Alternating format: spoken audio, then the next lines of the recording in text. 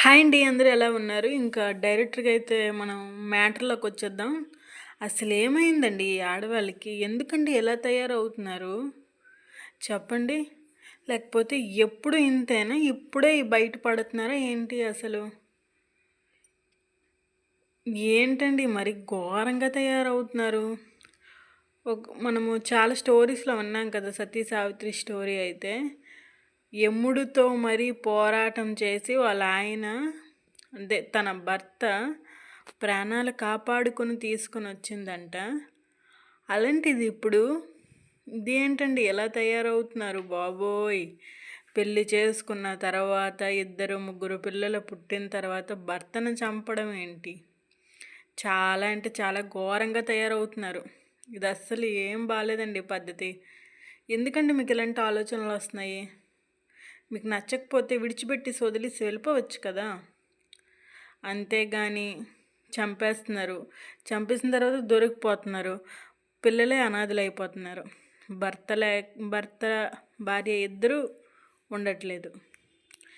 పిల్లలకి తల్లిదండ్రులు ఉండట్లేదు.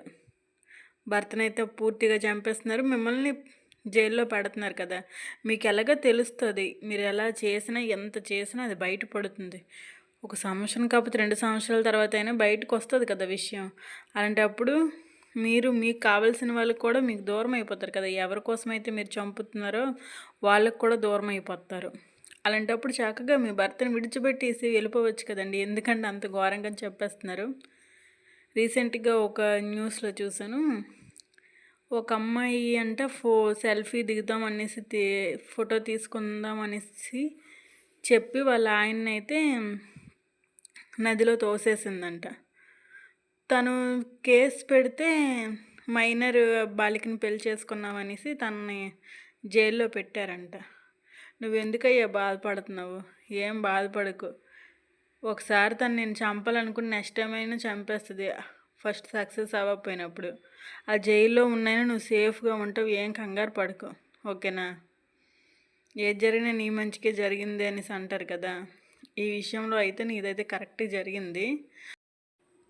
ఒకప్పుడైతే భర్తలకి భార్యలు చాలా బాగా రెస్పెక్ట్ ఇచ్చేవాళ్ళండి. మంచిగా గౌరవంగా ఉండేవాళ్ళు.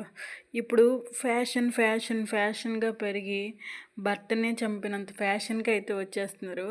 ఇన్ని సంవత్సరాలు వీళ్ళతో కలిసి ఉంటున్నారు, పెళ్లి చేసుకుని కలిసి కాపురం చేస్తున్నారు. మరి ఇన్ని సంవత్సరాలు ప్రేమ ఏమవుతుందో ఏంటో. ఒక విషయంలో కాకపోతే ఒక విషయంలోనైనా భర్త నచ్చుతారు కదా. చాలా అంటే చాలా ఘోరంగా చంపేస్తున్నారు. ఒకరైతే ఫుడ్లో పాయిజన్ కలుపుతున్నారు. ఒకరైతే మరీ దారుణంగా యాక్సిడెంట్లు కత్తులతో పొడిచి చాలా ఘోరంగా చంపేస్తున్నారండి. ఇది మాత్రం అస్సలు కరెక్ట్ కాదు. మీకు నచ్చకపోతే వాళ్ళనైతే వీలైనంత వరకు విడిచిపెట్టేయండి.